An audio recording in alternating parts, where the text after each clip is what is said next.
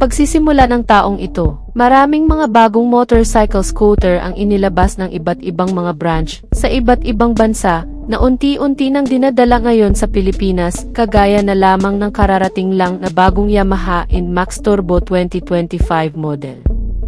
Hindi pa man masyadong nasisilayan ng marami ang bagong modelong ito, ay may mga bagong motorsiklo pang inilabas ngayong taon ng iba't ibang mga brand na mas maganda pa raw sa Yamaha NMAX, at yan ang iisa-isahin natin ngayon. Ang mga motorsiklo na siguradong mapapabilib ka na lang sa ganda ng mga format, mga katangian na dinadala ng mga ito, kasama ang mga kabuang presyo ay aalamin natin.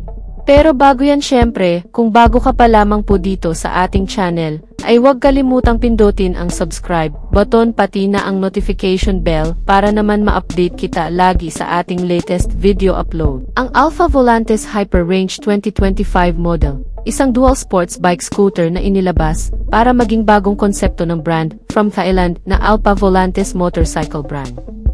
Kung susuriing mabuti, ang motor na ito ay mukhang magbibigay din ng magandang performance sa loob at labas ng kalsada, na lalong mas pinagbuting mga suspensions nito na naka-upside down telescopic fork sa front, at rear suspension na center monoshock absorber na heavy-duty, fully adjustable, at may kasamang malaking cold spring, na kung saan ay nakadisenyo para sa kahit anumang klase ng terrain o anumang mga baku-bakong kalsada, mababato, malulubak, at matutubig. Dala ng mas mataas na ground clearance nito na siguradong maaasahan sa mga ganong klase ng kondisyon. Kasamang makakapit na braking system na may dual hydraulic disc brake at additional safety features na anti-lock braking system.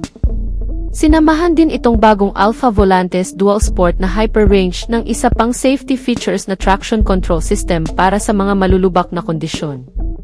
At upang ma-prevent ang pagkaskid o pagkadulas ng likurang bahagi ng gulong nito sa oras na may maidadaan mo ito sa mapuputik, madudulas, matutubig, at malulubak na kalsada. Kaya naman wala ka nang masyadong iisipin pagdating pa lang sa safety features nito. Ang dual sports bike na ito ay nakakuha rin ng mga modernong gamit. Pagdating naman sa mga convenient, kabilang ang TFT display instrument meter panel na magbibigay ng magandang readout sa rider kasama ang adjustable windscreen protector, mga console pocket sa harap na lagayan ng maliliit na gamit, at isang malaking underseat compartment storage para sa malalaking gamit. Sinamahan din itong motor ng dual-port charging system para sa mga connectivity ng cellphone ng driver at ng passenger, kasama ang maliliwanag na full LED lighting system nito mula sa harap at likuran, kasama ang mga indicator lighting system na magbibigay ng reliable visibility sa madidilim na kondisyon, na sinamahan pa ng built-in hazard lang system para sa visual na visibility sa oras na ikaw ay biglang hihinto sa gitna ng kalsada o magpapatakbo ng mabilis.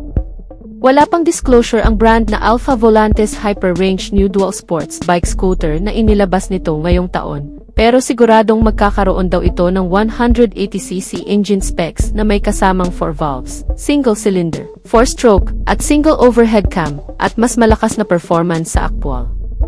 Ganun pa man ay may overall looking pa rin itong motor na katulad ng mga dual sports motorcycle scooter sa Pilipinas, na siguradong magiging katapat nito gaya na lamang ng Honda ADV at iba pang mga dual sports bike scooter na bago lang din sa bansa.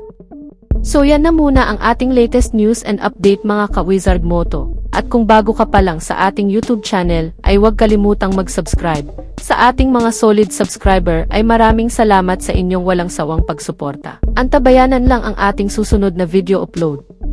Ride safe and God bless as always.